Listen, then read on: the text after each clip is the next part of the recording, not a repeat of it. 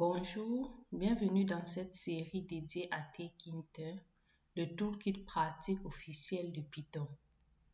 Si tu veux transformer tes scripts Python en vraies applications avec des fenêtres, des boutons, des couleurs et interactions, tu es au bon endroit. Tkinter, c'est le framework graphique intégré à Python.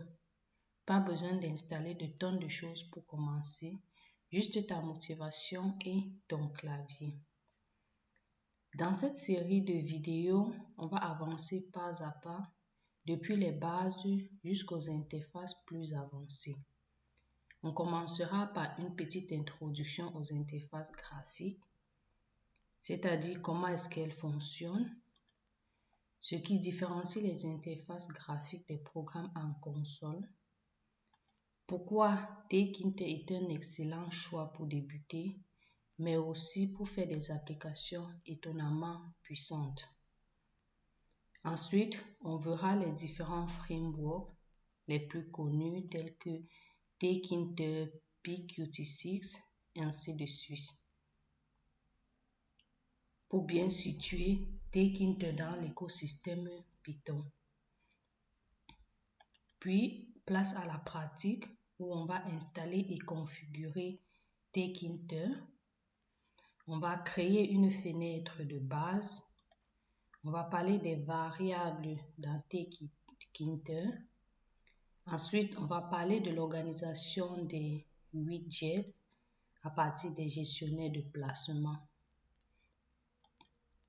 On va parler de la personnalisation des widgets, notamment les couleurs, les polices, les bordures et les styles. Et on va parler des widgets de base. Par la suite, on va donc parler des options utiles pour personnaliser nos widgets. On va entrer dans la découverte des autres widgets tels que les scroll bars, les combo box, les spin box et ainsi de suite. On entrera ensuite dans l'interaction avec des événements souris, des événements clavier, les informations contenues dans Event et on continuera à monter en niveau avec des widgets avancés tels que les top level, les message box, ainsi de suite. On verra les différents types de message box.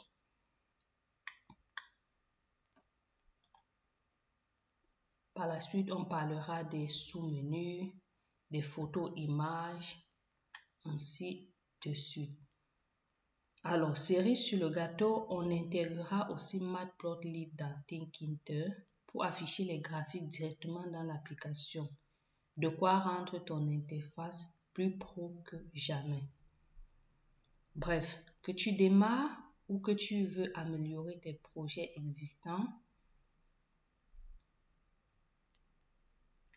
cette série va t'accompagner pour construire de vraies applications graphiques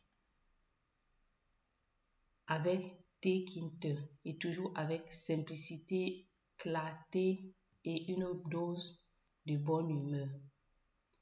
Si le programme te convient, alors installe-toi, ouvre ton éditeur et c'est parti pour Tkinter.